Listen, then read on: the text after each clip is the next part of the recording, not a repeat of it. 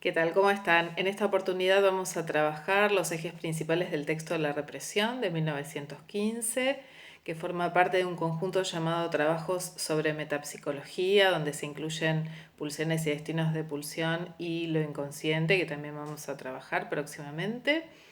En este texto, en la represión, ubica una novedad que es plantear tres fases para la represión o para el proceso represivo. Y estrictamente hablando, la novedad más grande es lo que plantea como primera fase. La denomina represión primordial. A veces en algunos textos aparece como represión primaria.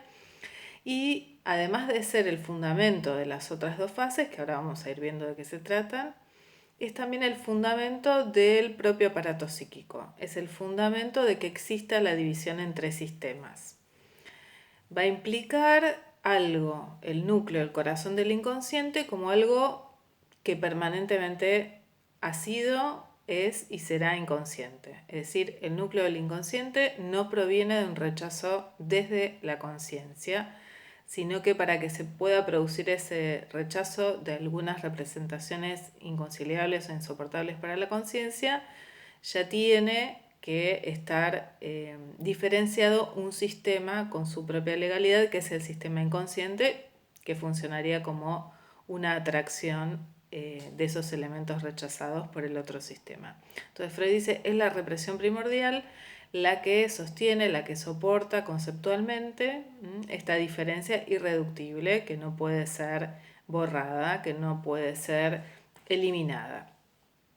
Bien, ¿en qué consiste esa operación? Es una operación doble ya que afecta tanto el campo de las representaciones como el campo de la pulsión. En relación a las representaciones funciona la represión primordial como una suerte de agujero en el campo de los representantes psíquicos. Uno de los modos de mencionarlo, de nombrar esta lógica, es decir que se trata de un representante psíquico caído y recuperable. No es que ese representante estuviera, se perdió y se pudiera recuperar, sino que desde el vamos la actividad psíquica se constituye alrededor de un punto que no es abordable por medio de los representantes psíquicos. Funciona como una falta. Otro modo de decirlo es como lo plantea Freud en el texto de la represión, diciendo que a la agencia representante psíquica de la pulsión se le deniega el acceso a la conciencia. Otro modo de decirlo es que no todo de la pulsión va a poder ser articulado por las representaciones, no va a poder ser articulado ni simbólicamente ni verbalmente, es decir, van a faltar representaciones para dar cuenta de la pulsión. También podríamos decir que esto afecta a cualquier intención de decir, ¿no? Va a aparecer algo del límite de lo representable o incluso el límite a la asociación libre, el límite al recuerdo, ¿sí? Funciona como límite la represión primordial. Nosotros tenemos un antecedente de esto, podríamos decir en el campo clínico, primero porque es en un texto en la interpretación de los sueños mucho anterior a que Freud pudiera conceptualizar de esta manera tan abstracta, ¿no? Como operaciones metapsicológicas. Ahí aparecía como, en la interpretación de los sueños, como el límite que implicaba el ombligo del sueño, ¿no? El límite a la asociación libre, el límite a la interpretación del analista.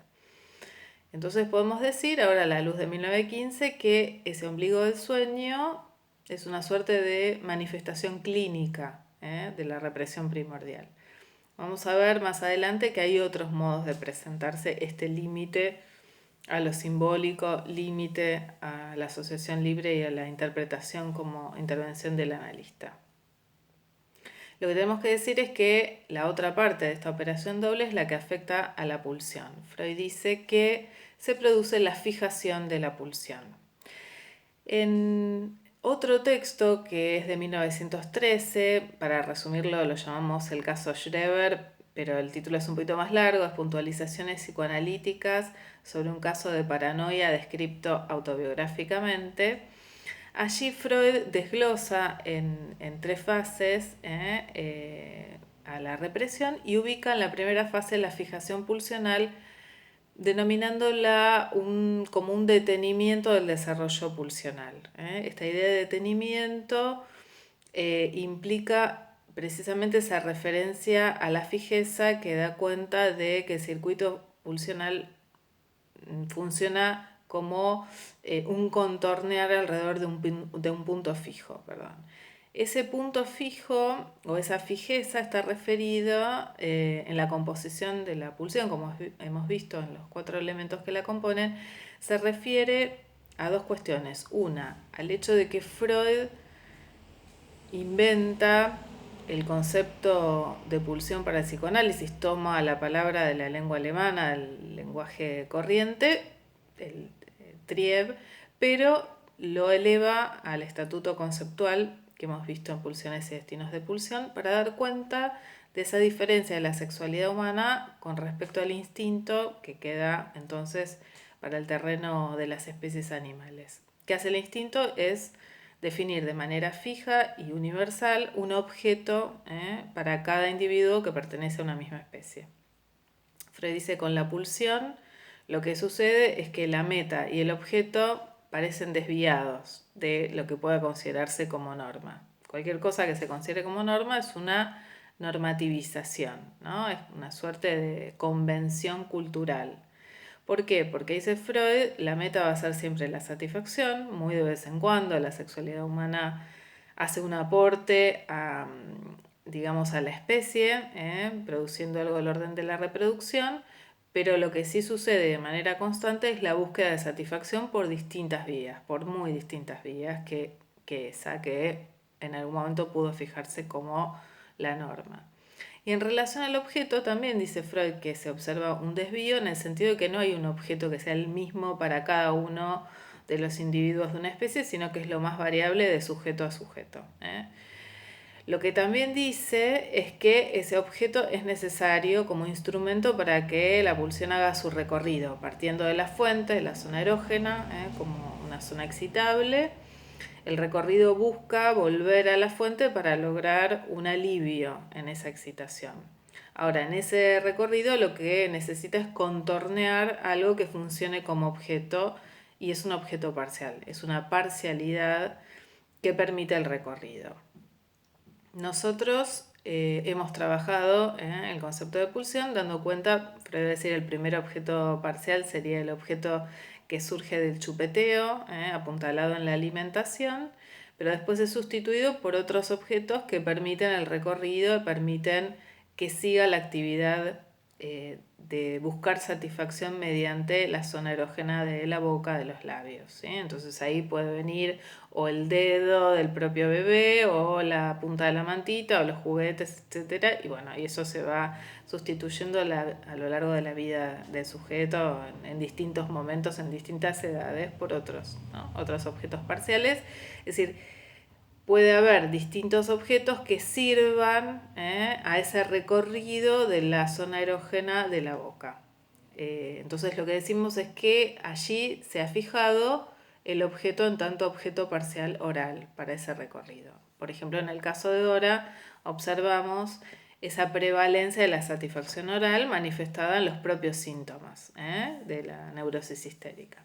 Entonces en cada sujeto vamos a encontrar la peculiaridad de su modo de satisfacción en relación a algún objeto parcial singular, que podemos decir, nosotros podemos dar cuenta de la fijación por los efectos clínicos, pero esa fijación se produce a partir de una contingencia, porque no está determinado que a todos los sujetos le corresponda la misma fijación para la misma pulsión parcial prevalente, etc.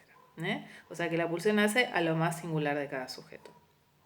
Si decimos entonces que la otra cara de la operación fundante, que es la represión primordial, implica la fijación de la pulsión, entonces implica el inicio de este recorrido.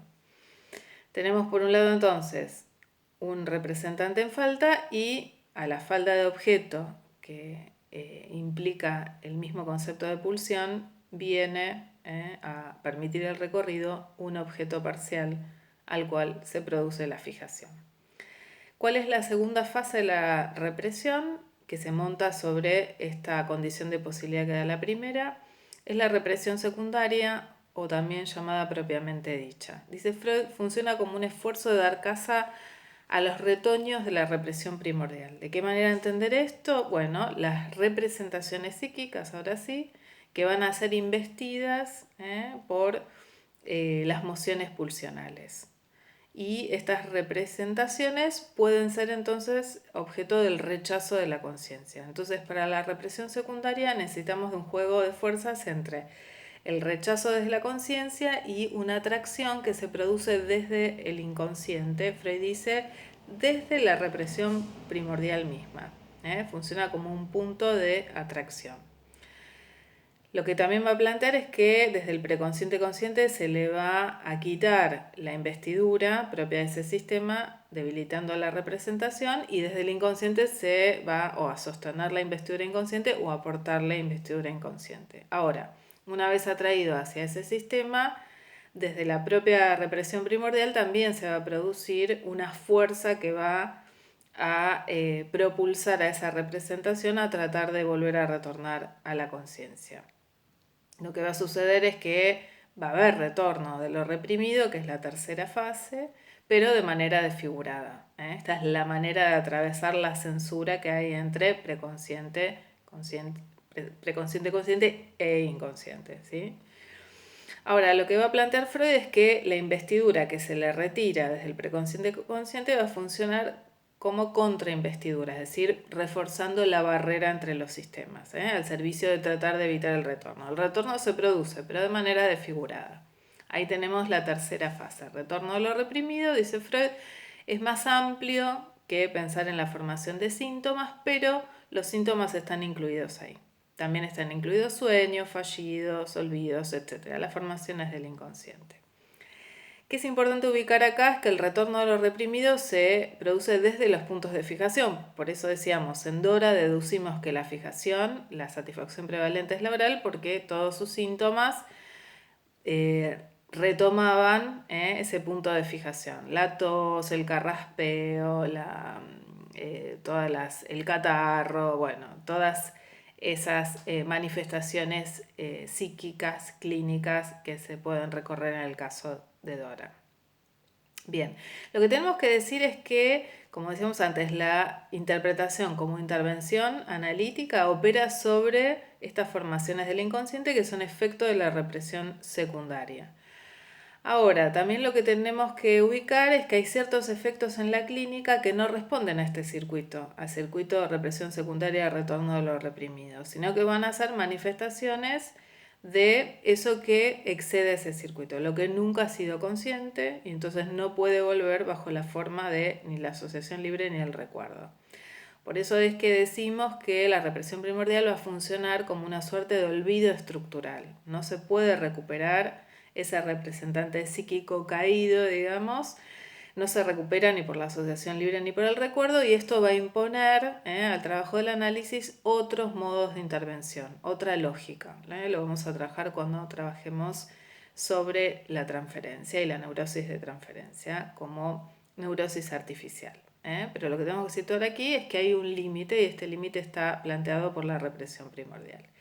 También vamos a ubicar que a partir de estas teorizaciones lo que va a suceder es que Freud va a afirmar que si bien todo lo reprimido pasa a ser parte del sistema inconsciente, no todo el sistema inconsciente proviene de la represión secundaria. Es decir, que la represión primordial ubica una diferencia de estructura y esto va a dar pie a teorizaciones posteriores en el marco de la segunda tópica que se verá más adelante.